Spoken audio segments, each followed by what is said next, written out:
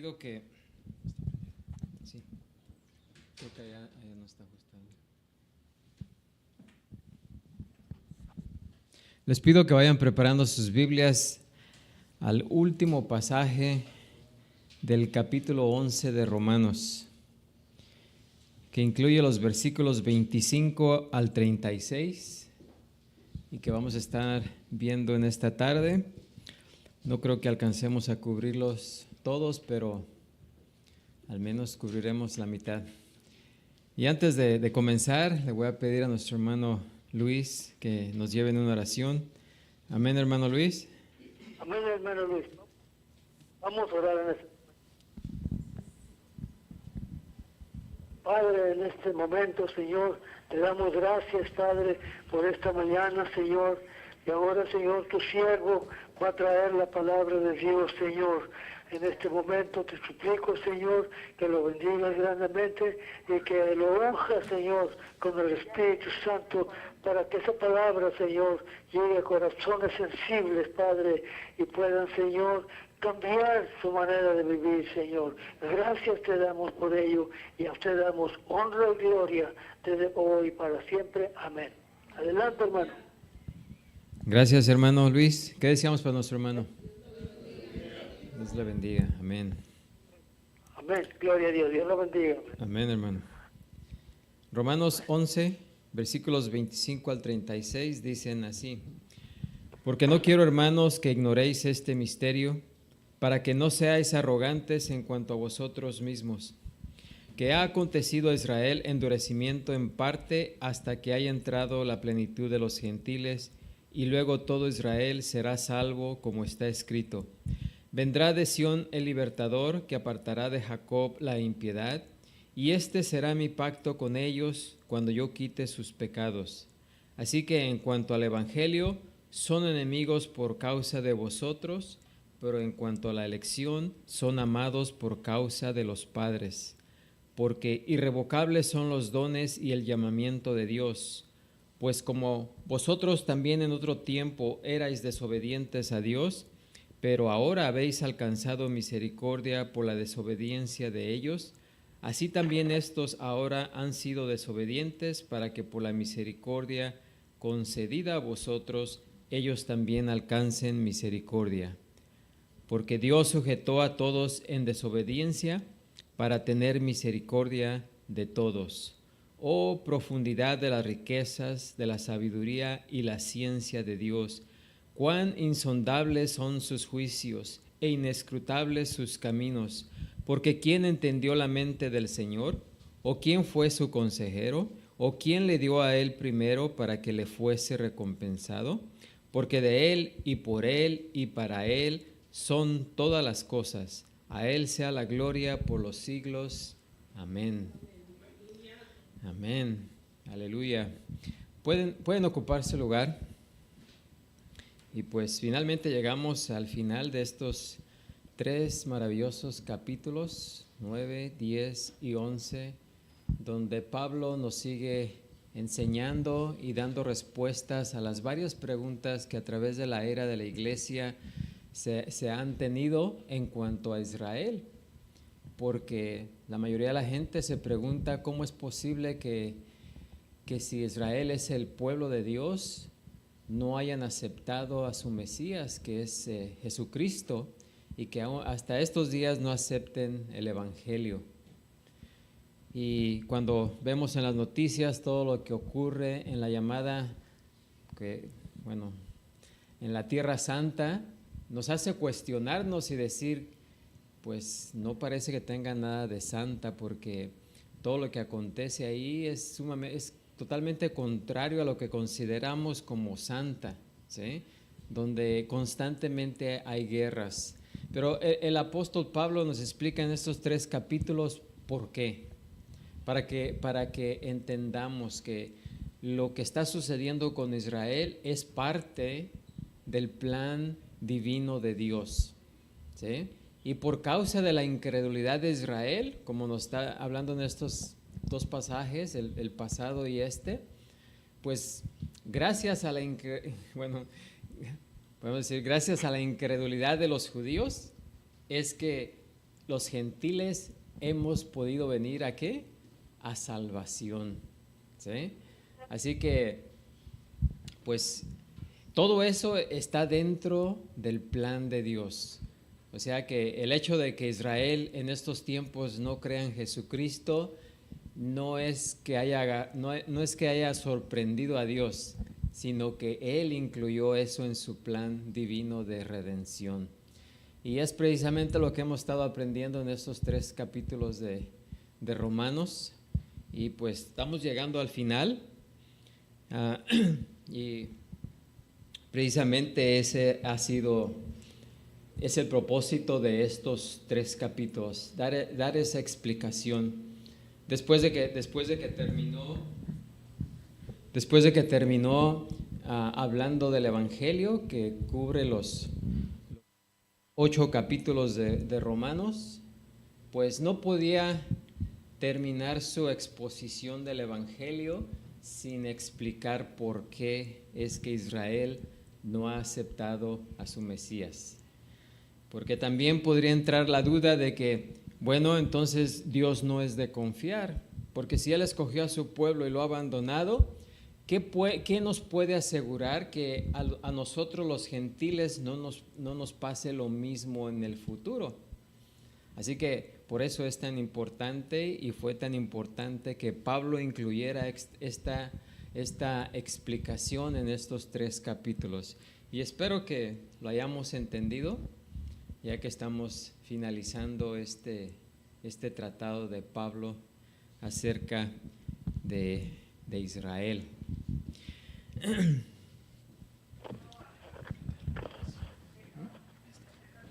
Sí. Creo que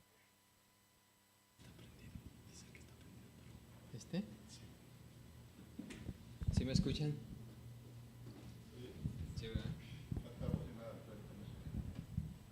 Se oye más fuerte ¿no? Bueno, pues el apartamiento de Israel, continuando en este pasaje, el hecho de que Dios haya puesto a Israel a un lado, nos dice Pablo que no solamente es parcial, sino que también es pasajero, ¿sí? Pero que también está lleno de propósito. O sea, hay un propósito en el hecho de que Dios haya puesto a un lado a Israel y haya empezado a tratar con los gentiles. Dios dejó de lado por un tiempo a su pueblo escogido hasta este tiempo con el fin de traer salvación a los gentiles, los cuales pues todos nosotros somos considerados gentiles ya que no somos judíos, y que vimos en el pasaje anterior del capítulo 11, y también con otro propósito, para que Israel tuviera celos de los gentiles, ¿sí? De nosotros, y también de tal modo que anhelaran recibir las bendiciones del Mesías a quien habían rechazado, y que por esa vía pudieran ser usados para traer ricas bendiciones al resto del mundo, ya que el propósito de Dios para Israel fue que por medio de Israel fueran alcanzadas todas las familias del mundo, porque la salvación viene de los judíos, pero cuando ellos fallaron, Dios estableció la iglesia para continuar ese propósito, pero un día la era de la iglesia va a llegar al fin, y eso vamos a ver aquí, donde Pablo nos dice, cuando el último gentil se salve, entonces Dios va a empezar a tratar nuevamente con Israel, ¿sí? Así que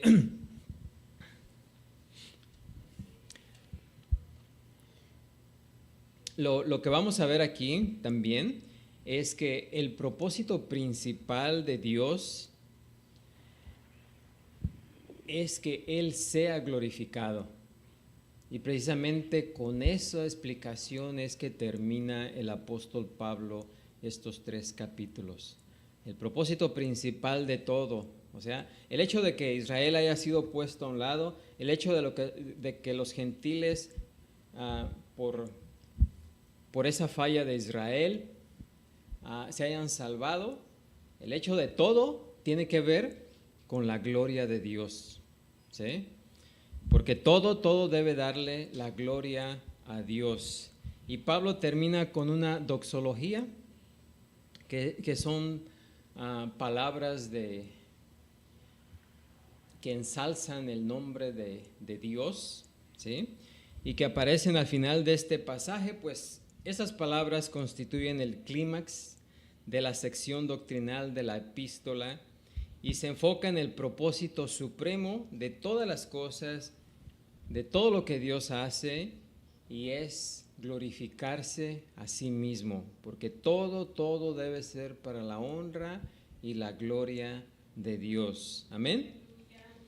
El beneficio del plan de redención de Dios, tanto para judíos como para los gentiles, consiste en recibir salvación y vida eterna. Ese es nuestro beneficio como humanos, ¿verdad? Pero el propósito supremo de este plan es que Dios sea glorificado, ¿sí? El propósito principal es que Dios sea glorificado. Incluso cuando los inicuos sean juzgados, su propósito es que Dios sea ¿qué? Glorificado. La preparación del cielo para los salvos y el infierno para los no salvos es para mostrar también la gloria de Dios y que Dios sea glorificado. Así que el propósito culminante de todo ser y cosa creados en el universo es glorificar a Dios. Nunca se nos olvide que todo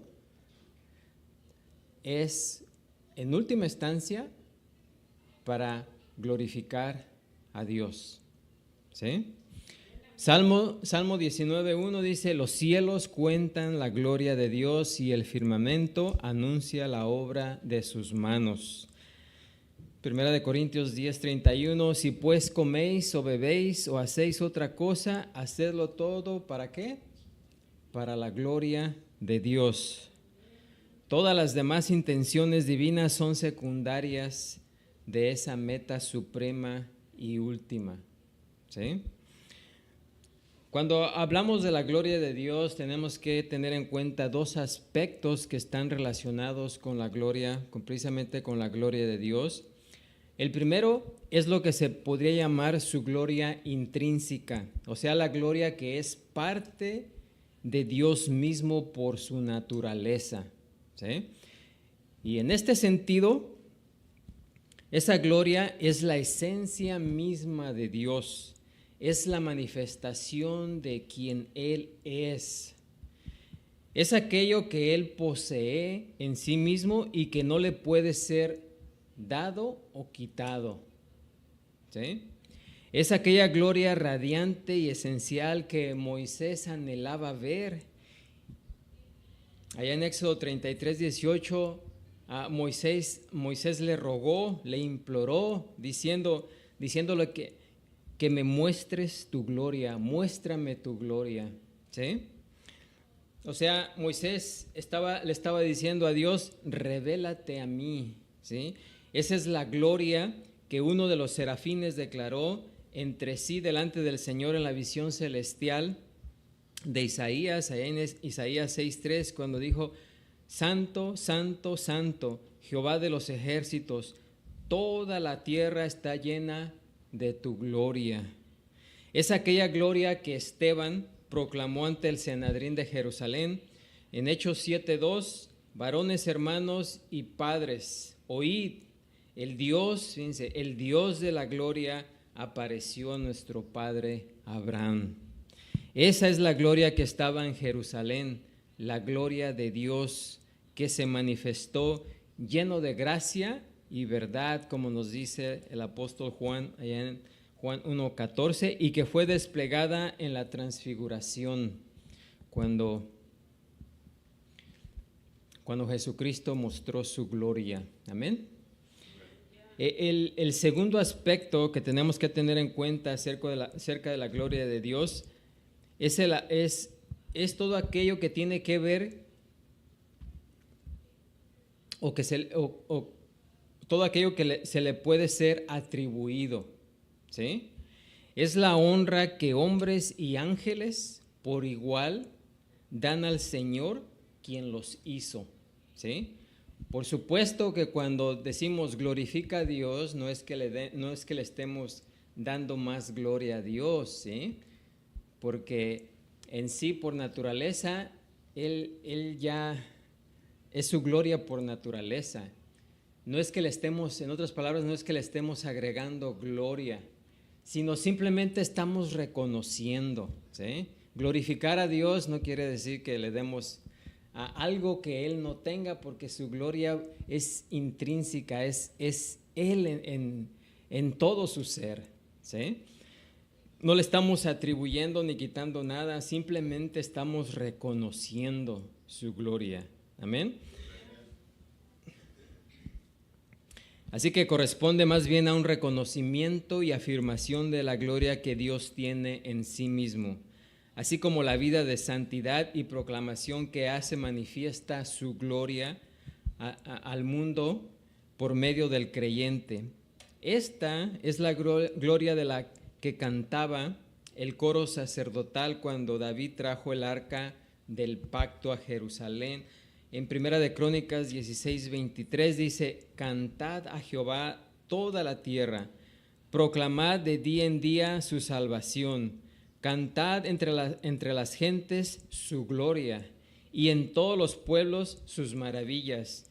Tributad a Jehová, oh familias de los pueblos, dad a Jehová gloria y poder, dad a Jehová la honra debida a su nombre.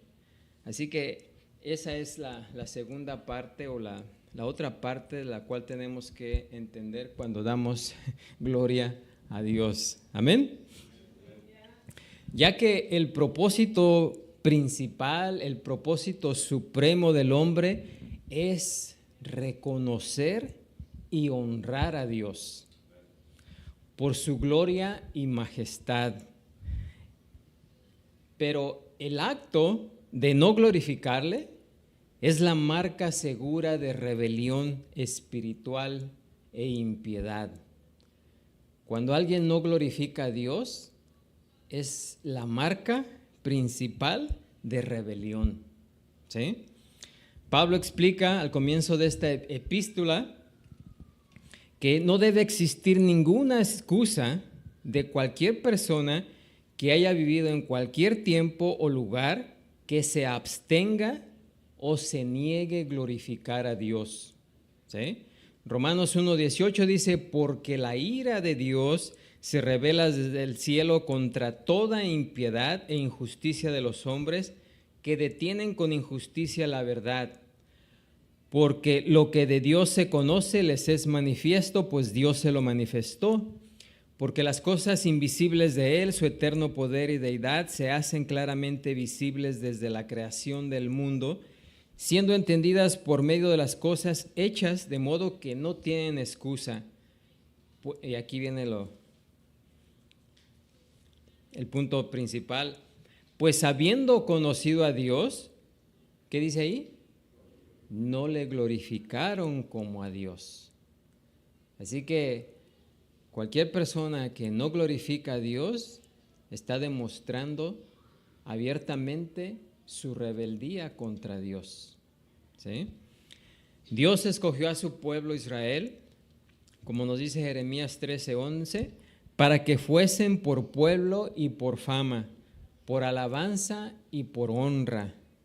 El profeta implora entonces a sus hermanos israelitas, allá en el versículo 16, dice: dad gloria a Jehová Dios vuestro, antes que haga venir tinieblas y antes que vuestros pies tropiecen en montes de oscuridad y esperéis luz, y os la vuelva en sombra de muerte y tinieblas.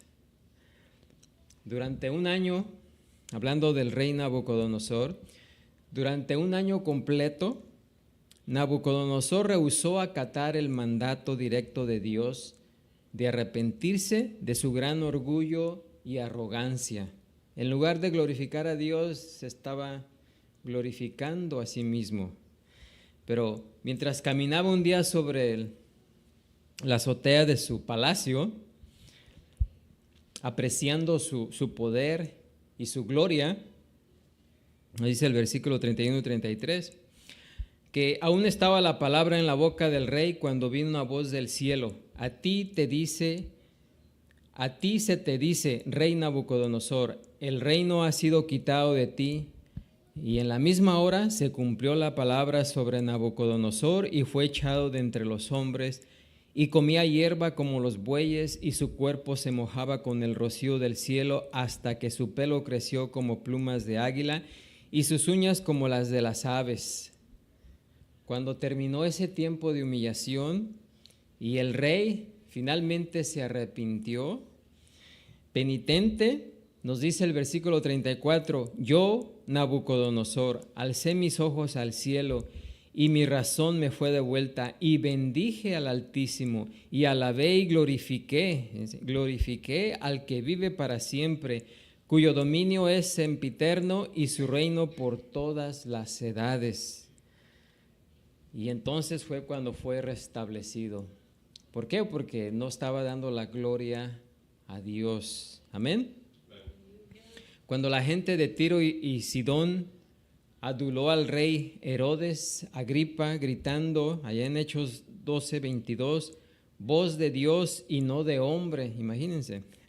Al momento un ángel del Señor le hirió por cuanto no dio la gloria a Dios y expiró comido de gusanos. Así que eso le pasa a los que no le dan la honra y la gloria a Dios, al Dios Altísimo. En contraste a esto podemos ver otros ejemplos. Por ejemplo, Cornelio cuando se encontró con Pedro, ahí en Hechos 10:25, dice que salió a recibirle y postrándose a sus pies adoró. Mas Pedro le levantó diciendo, levántate, pues yo mismo también soy hombre. ¿Sí? No me glorifiques a mí, glorifica ¿a quién?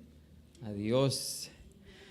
De manera similar, después de que los paganos de Listra oyeron a Pablo hablar y fueron testigos de la sanidad del cojo de nacimiento, allá en Hechos 14:11, la gente alzó la voz diciendo en lengua licaónica, dioses bajo la semejanza de hombres han descendido a nosotros.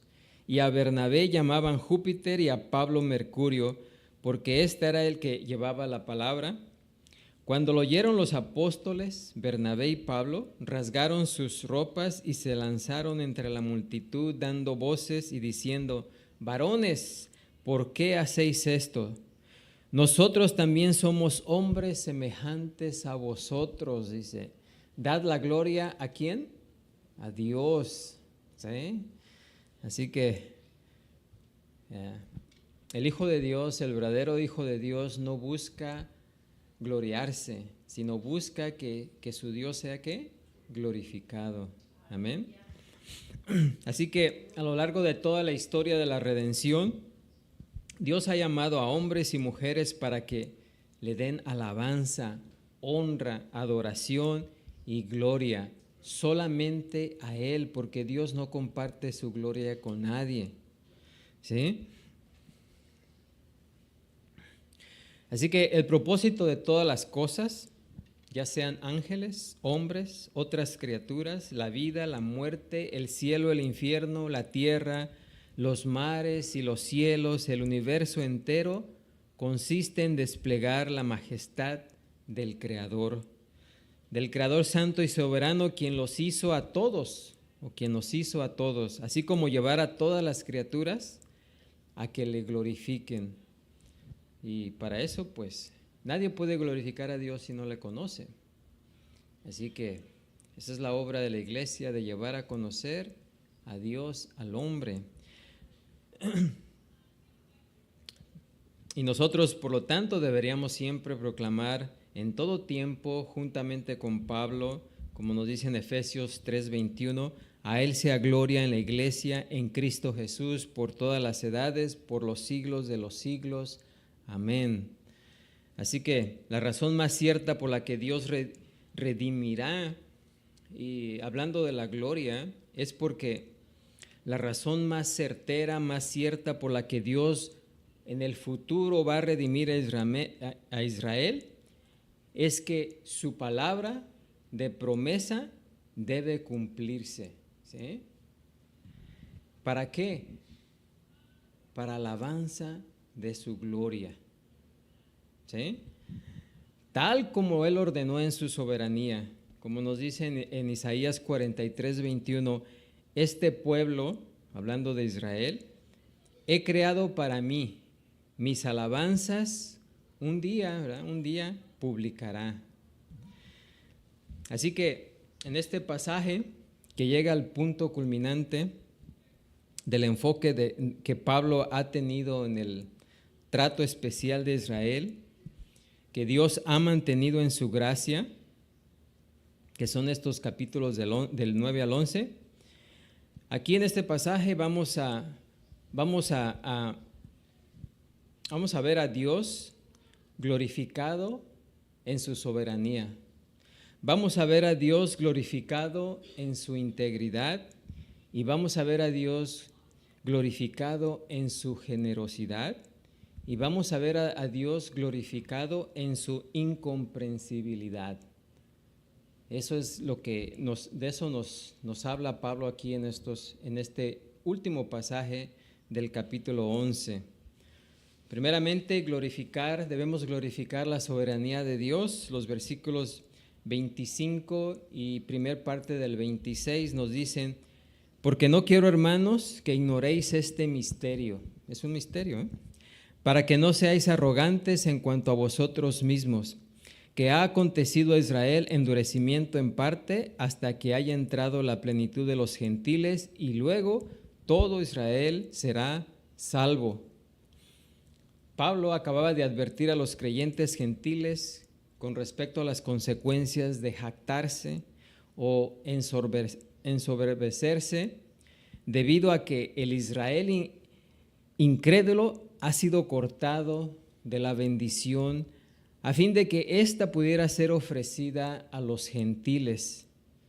O sea, esa es la advertencia de que no debemos de burlarnos del hecho de que los judíos hayan sido puestos a un lado en estos tiempos para que nosotros como gentiles obtengamos ¿qué? La salvación. ¿Sí?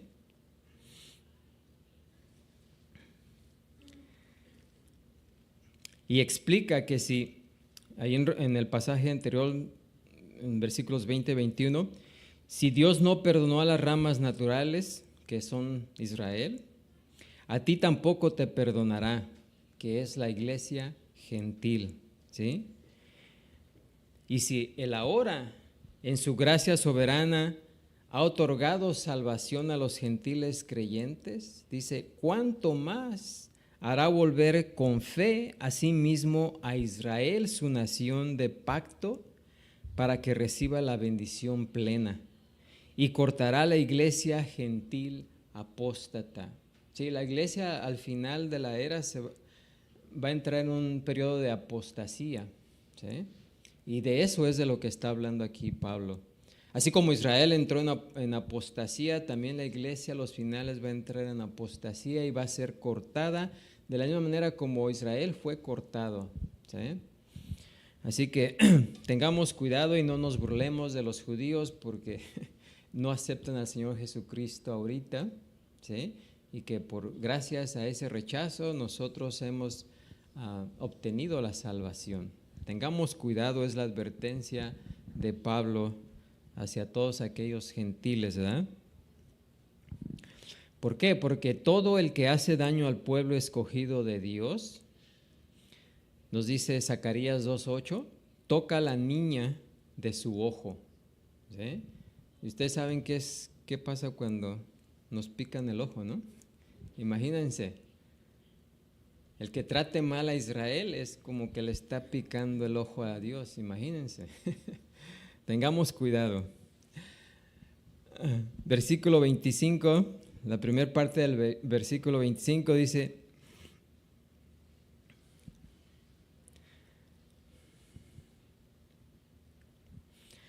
porque no quiero, hermanos, que ignoréis este misterio maravilloso. Dice, al final de la epístola Pablo define ministerio como revelación, ¿sí?, de algo que se ha mantenido oculto desde tiempos eternos. Allá en Romanos 16. Pero que ha sido manifestado ahora y que por las escrituras de los profetas, según el mandamiento del Dios eterno, se ha dado a conocer a todas las gentes para que obedezcan a la fe. Sí, ese misterio es algo que no había sido revelado, pero que ahora ha sido revelado. ¿Sí?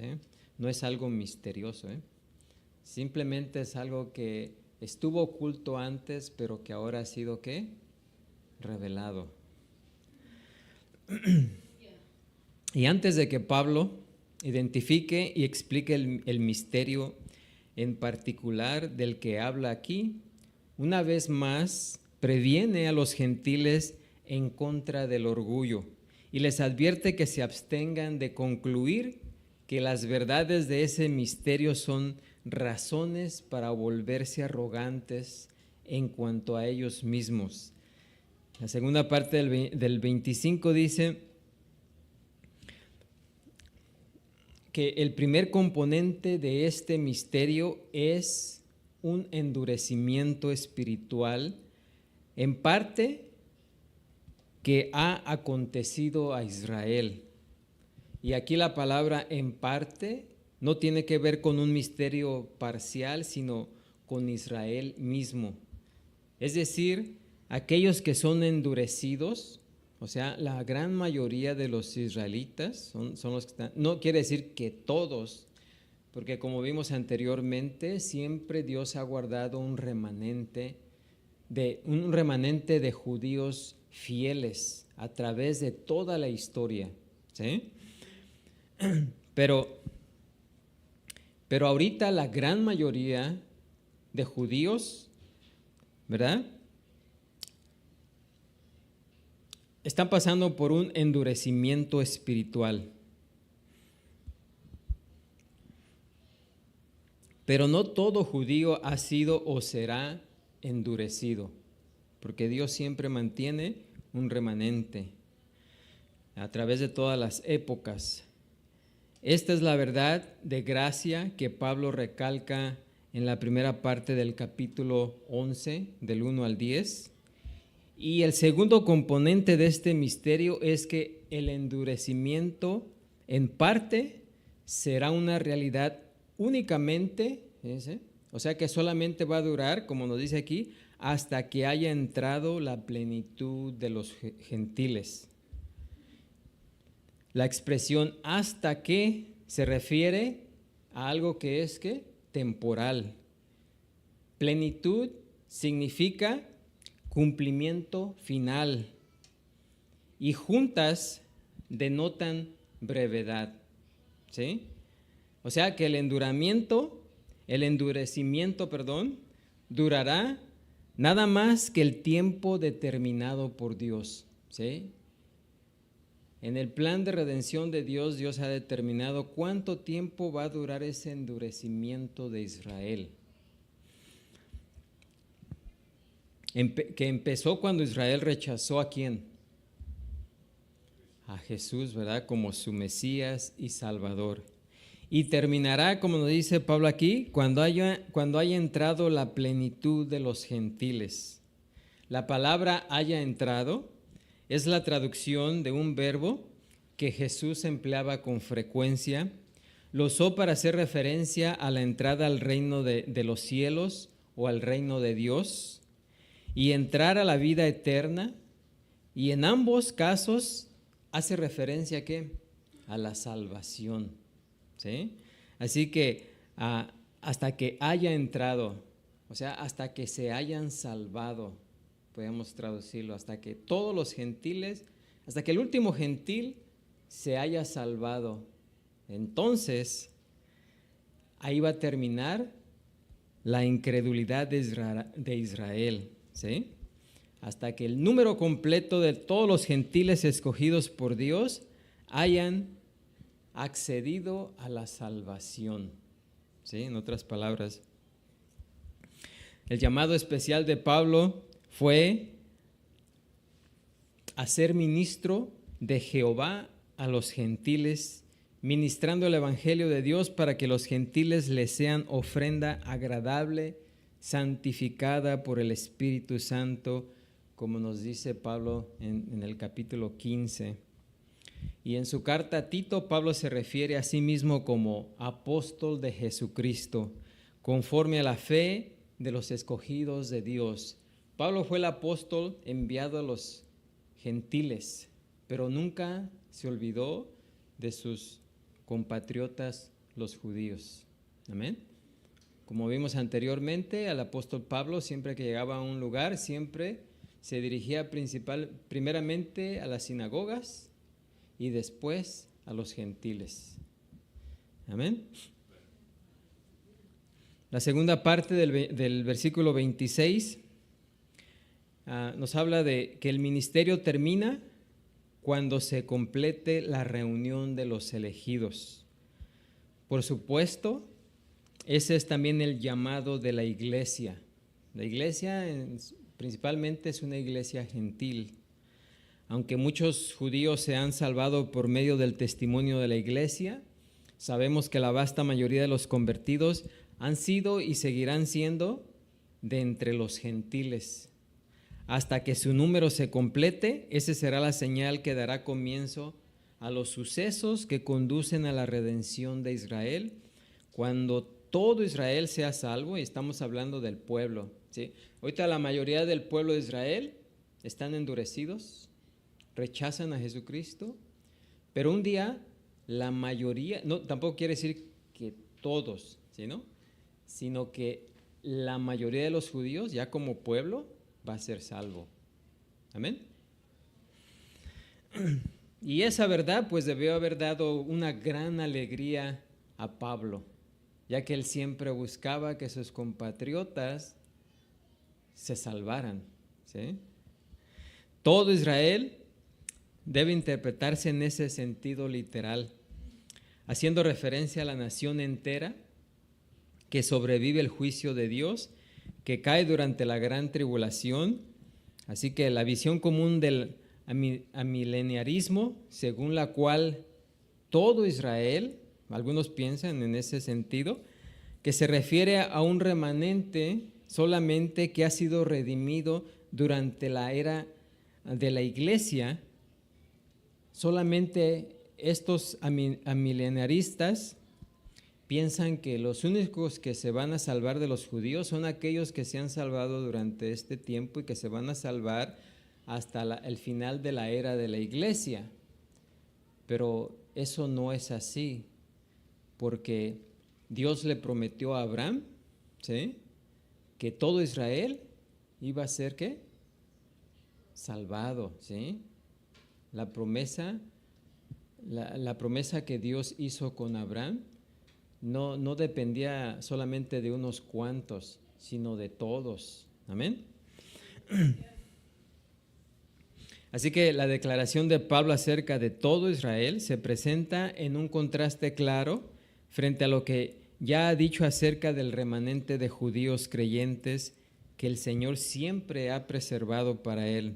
Por ejemplo, el hecho de que tan solo algunas de las ramas, como vimos en el pasaje anterior, en versículo 17, algunas de las ramas, o sea, judíos incrédulos, fueron desgajados, indica claramente que un remanente de judíos creyentes, aquellos que no fueron desgajados del olivo, que hablamos la vez pasada, seguirá existiendo mientras se completa la plenitud de los gentiles, ¿sí? Aquí se habla de judíos que son redimidos y no forman parte del endurecimiento espiritual, o sea que se han mantenido fieles, que ha venido sobre Israel a causa del rechazo del Mesías. Y antes de que todo Israel sea salvo, sus miembros incrédulos e impíos serán separados a un lado por la mano de juicio de Dios. Y en Ezequiel podemos ver esta verdad con más claridad. En Ezequiel 20:23 dice: vivo yo, dice Jehová el Señor, que con mano fuerte y brazo extendido y enojo derramado he de reinar sobre vosotros, y os sacaré de entre los pueblos, y os reuniré de las tierras en que estéis esparcidos, con mano fuerte y brazo extendido, y enojo derramado, y os traeré al desierto de los pueblos, y allí litigaré con vosotros cara a cara, como litigué con vuestros padres en el desierto de la tierra de Egipto. Así litigaré con vosotros, dice Jehová el Señor. Os haré pasar bajo la vara y os haré entrar en los vínculos del pacto, y apartaré de entre vosotros a los rebeldes y a los que se rebelaron contra mí de la tierra de sus peregrinaciones los sacaré, mas a tierra de Israel no entrarán, y sabréis que yo soy Jehová. Si examinamos los versos de ese pasaje, podemos ver y observar que todos los verbos son activos, ¿sí? Que Dios es el que está haciendo todas las cosas, ¿sí? No es porque Israel quiera o pueda o no pueda, sino porque Dios lo va a hacer, ¿sí? Cuando aquellos que escuchen la predicación de los 144,000 judíos que van a andar evangelizando, como nos habla en Apocalipsis 7, y de otros conversos, y también de los 2 testigos de los que nos habla también Apocalipsis 11, y del ángel también, y que de ese modo pasen sin daño ni temor bajo la vara del juicio de Dios, abarcarán entonces todo Israel, ¿sí? O sea, la mayoría del pueblo de Israel, que en cumplimiento de la promesa soberana e irrevocable de Dios será por completo una nación de creyentes, ¿sí? O sea que la mayoría de los judíos van a ser ¿qué? Van a llegar a ser ¿qué? Creyentes. Por eso se le llama todo Israel. Una nación de creyentes quienes están dispuestos para recibir el reino de Jesús el Mesías. En Jeremías 31 al 34 nos dice eso también. Y dice, he aquí que vienen días, dice Jehová. Y póngale atención a los verbos, ¿sí? Porque no son pasivos, son activos, ¿sí? He aquí que vienen días, dice Jehová, en los cuales haré nuevo pacto con la casa de Israel y con la casa de Judá, no como el pacto que hice con sus padres el día que tomé su mano para sacarlos de la tierra de Egipto, porque ellos invalidaron mi pacto, aunque fui yo un marido para ellos, dice Jehová. Pero este es el pacto que haré con la casa de Israel después de aquellos días, dice Jehová. Daré mi ley en su mente y la escribiré en su corazón. Sí, todo lo está haciendo Dios. Y yo seré a ellos por Dios y ellos me serán por pueblo, y no enseñará más ninguno a su prójimo ni ninguno a su hermano, diciendo, conoce a Jehová, porque todos me conocerán, desde el más pequeño de ellos hasta el más grande, dice Jehová, porque perdonaré la maldad de ellos y no me acordaré más de su pecado. ¿Sí? Así que el control de Dios sobre la historia es una evidencia irrefutable de su soberanía. Y por lo tanto no hay que dudar que así como cortó al Israel incrédulo de su árbol de salvación, también injertará de nuevo al Israel creyente, una nación completamente restaurada y salvada en todo su conjunto. Aquí nos ayuda a entender o tener en cuenta una verdad adicional que Pablo no menciona en este punto. Así como la salvación de la plenitud de los gentiles marcará el inicio de la salvación de todo Israel, también la salvación de Israel va a dar inicio ¿a qué? Cuando todo Israel sea salvado, ¿qué va a comenzar? El reino milenario de Jesús, ¿sí? Donde Cristo finalmente va a reinar sobre la tierra, como lo prometió, ¿sí? ¿Por qué?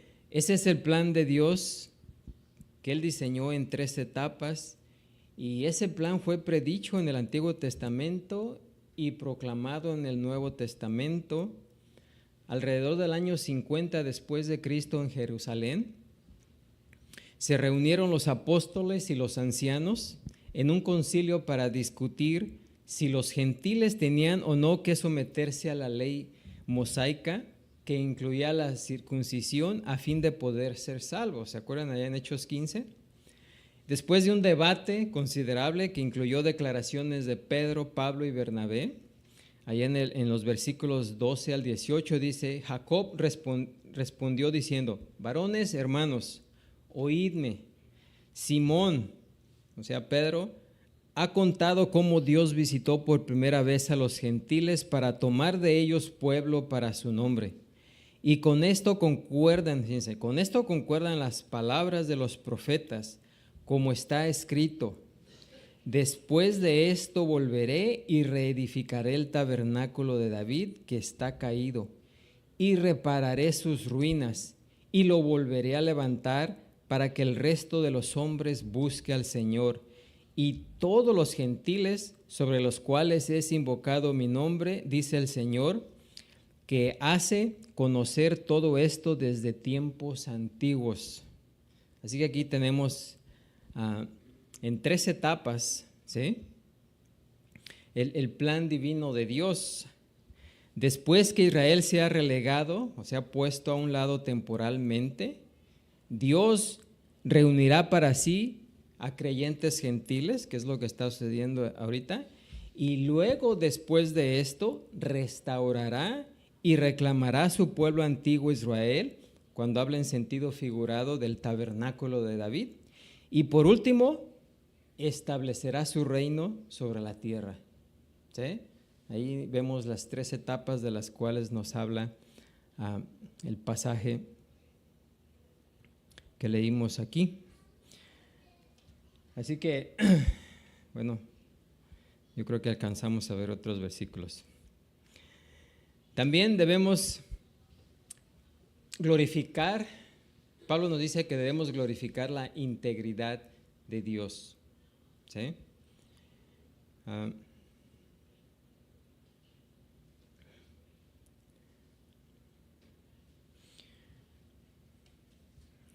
Versículos 26, segunda parte del 26 al 29 dice, como está escrito, vendrá de Sión el libertador que apartará de Jehová la impiedad. Y este será mi pacto con ellos cuando yo quite sus pecados. Así que en cuanto al evangelio, son enemigos por causa de vosotros, pero en cuanto a la elección, son amados por causa de los padres, porque irrevocables son los dones y el llamamiento de Dios. ¿Qué significa todo eso? ¿Sí? Bueno, pues la Escritura está repleta de afirmaciones de la absoluta veracidad y confiabilidad de Dios. Como nos dice en Números 23, 19, Dios no es hombre para que mienta, ni hijo de hombre para que se arrepienta. Él dijo y no hará, habló y no ejecutará. ¿Sí? El hecho de que el pueblo de Israel va a ser redimido no se basa en que el pueblo quiera o no quiera, se basa en la promesa que Dios hizo a Abraham, ¿sí? En la cual, ustedes saben que cuando se firma un contrato, ya sea entre 2 personas, las 2 personas lo firman, ¿sí o no? Pero este contrato, o sea, el pacto antiguo de Dios, solamente fue firmado por Dios, porque Dios se prometió a sí mismo salvar a Israel, ¿sí? Y como el propósito principal de todo es la glorificación de Dios, imagínense si Dios no cumple esa promesa. ¿Se imaginan? Pero como Dios siempre cumple sus promesas para su gloria, es que la salvación de Israel se va a llevar a cabo. Amén. Porque Dios se lo prometió a sí mismo.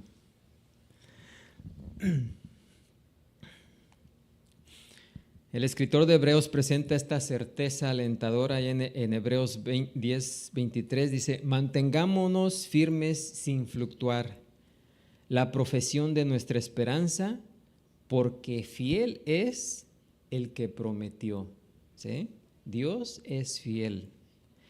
Pedro también nos da una afirmación similar en 2 de Pedro 3:9, dice, el Señor no retarda su promesa, según algunos la tienen por tardanza, sino que es paciente para con nosotros, no queriendo que ninguno perezca, sino que todos ¿qué? Procedan al arrepentimiento. Las promesas de Dios son veraces y precisas. Serán cumplidas de la manera exacta y en el tiempo exacto que el Señor ha determinado y ha declarado. Y nadie puede trastocar las promesas de Dios y Él no está dispuesto a romperlas.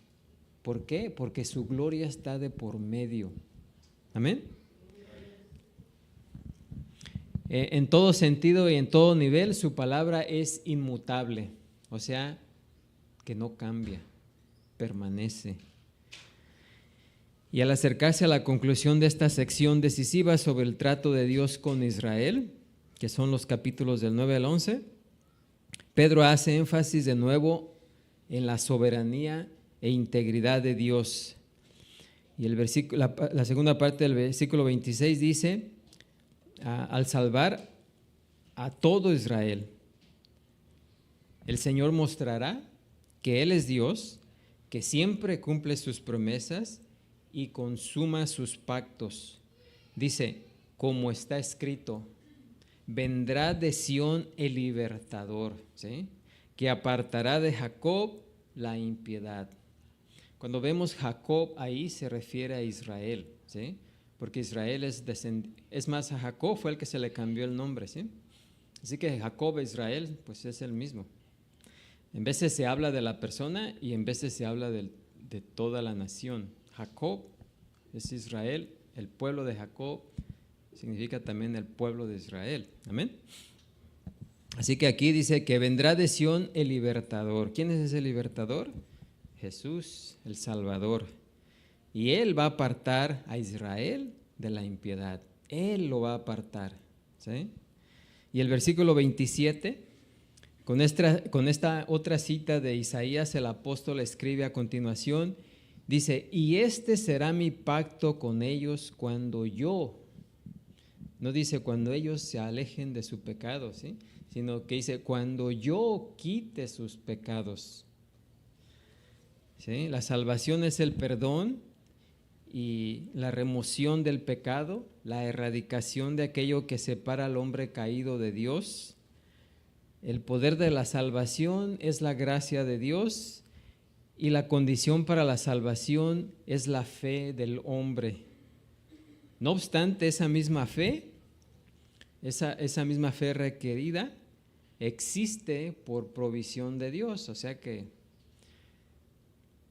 la salvación es por gracia de Dios porque es un regalo que no nos merecemos. Gracia quiere decir un regalo, un don no merecido. Nadie de nosotros nos merecemos ese regalo. Así que por gracia Dios nos lo da. Pero aparte de que nos lo da por gracia, ese regalo debe ser aceptado por fe. ¿Sí? Pero también la fe es un don de Dios, es un regalo de Dios. Por lo cual la Escritura nos dice que la salvación es ¿de quién? De Jehová, no es del hombre. Como Pablo ya ha dejado en claro, nuestro llamamiento a la salvación, nuestra justificación, santificación y glorificación, todo fluye de la gracia soberana de Dios, el fruto de su presencia y predestinación divinas, como vimos en el capítulo 8, los versículos 29 al 30. Así que la salvación última de Israel también está asegurada, ¿sí?, con certeza divina, a fin de que todo Israel sea ¿qué? Salvo. Todo su pecado debe ser perdonado y quitado. Eso es lo que Dios promete hacer expresamente. Dice, apartaré de Jacob la impiedad y quitará sus pecados. y esa promesa es incondicional. ¿Sí? No está condicionada, sino que es una promesa incondicional. O sea que Dios lo prometió y Dios lo va a cumplir.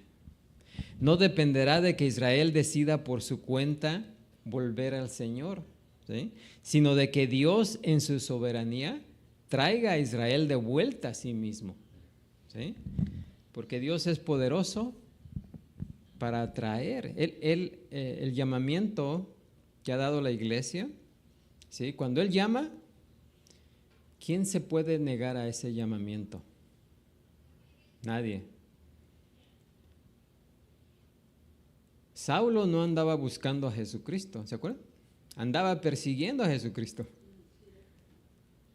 Pero cuando su tiempo llegó, aunque Pablo no andaba buscando la salvación, la obtuvo, ¿sí? Porque Jesús vino a él. No es que Saulo haya venido a Jesús, porque es más, lo andaba persiguiendo. Amén. Así que no depende del que es salvado, sino que depende del que da la salvación. Nosotros fuimos salvados no porque nosotros queríamos ser salvados, aunque cuando fuimos presentados con la salvación, por fe la aceptamos. Amén. Porque al mismo tiempo Dios nos dio ese don de fe para creer el Evangelio. Amén.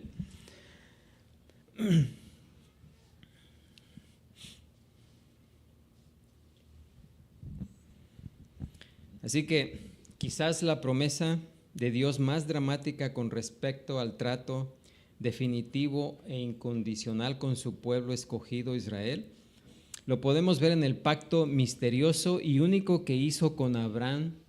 Y ya en su tiempo ustedes lean Génesis 15, ¿sí?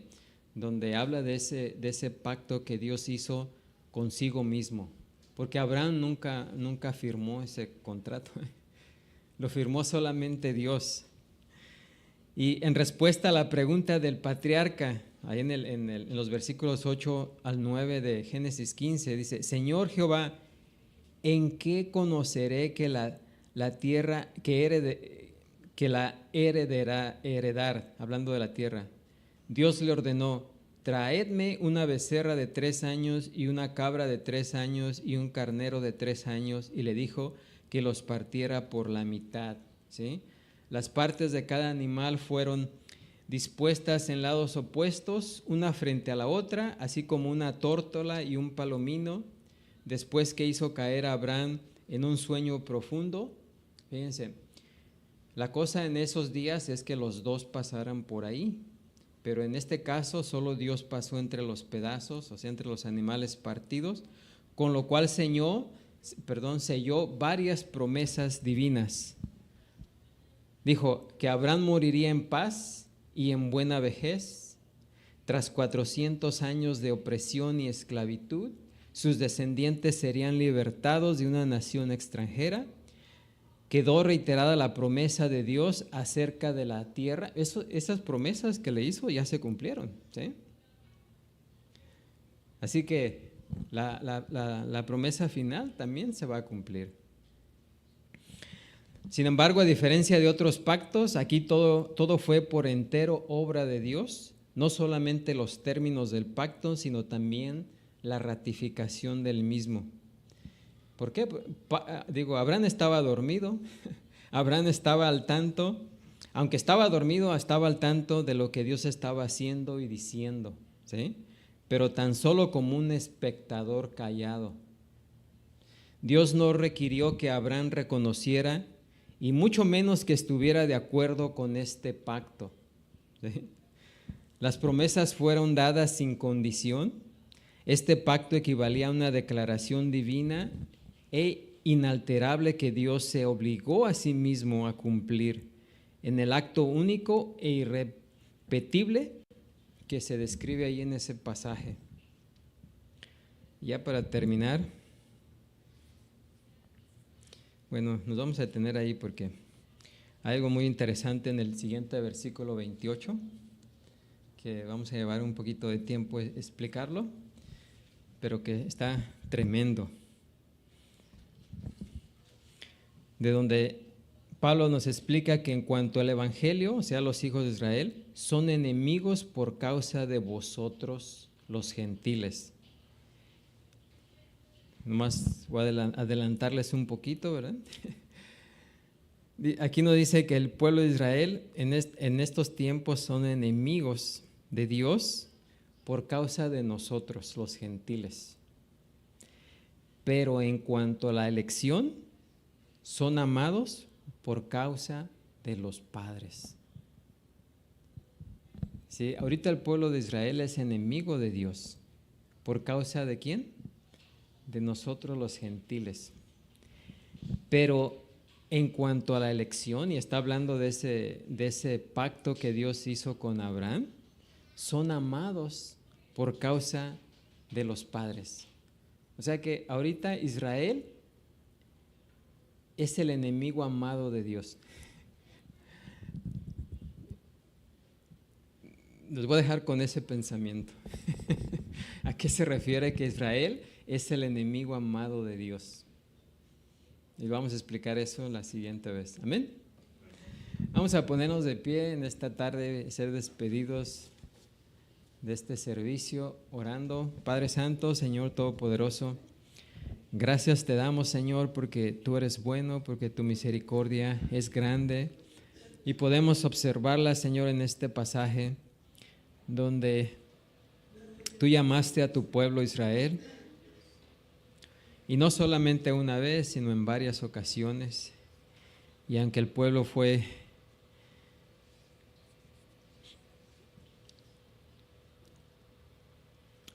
duro, siempre te rechazó más de lo que te aceptó, Señor. Pero como podemos ver, la promesa que tú le hiciste a Abraham no depende de lo que el pueblo haga o no haga, sino de que tú te prometiste a ti mismo salvarlo, Señor. No porque fuera un pueblo que mereciera tu amor, tu bondad, tu gracia, sino porque tú así lo elegiste, porque tú eres soberano y siempre haces lo que a ti te plazca, Señor, y no buscas consejo de nadie, Señor. Y ahí podemos ver claramente que tus promesas, las promesas que has hecho, siempre las has cumplido, y que un día también cumplirás las promesas que tú has dado a tu iglesia. Y gracias, Señor, por ello, porque de la misma manera cuando tu iglesia, tu cuerpo redimido, no andaba buscándote, tú lo encontraste, Señor. Tú viniste a nosotros para salvarnos. No fuimos nosotros a ti para salvación, porque realmente no queríamos nada contigo. Pero gracias a tu bondad y misericordia, tú viniste a este mundo para salvarnos y perdonarnos de nuestros pecados, Señor. Y gracias, Señor, por ello. Te pido que podamos comprender esta maravillosa verdad, Señor, que la salvación depende completamente de ti, Señor. Y no de nosotros, no es por nuestro esfuerzo humano, no es porque nosotros querramos, sino porque tú quisiste, Señor. Porque así tú lo decidiste en tu soberanía, Señor. Y gracias.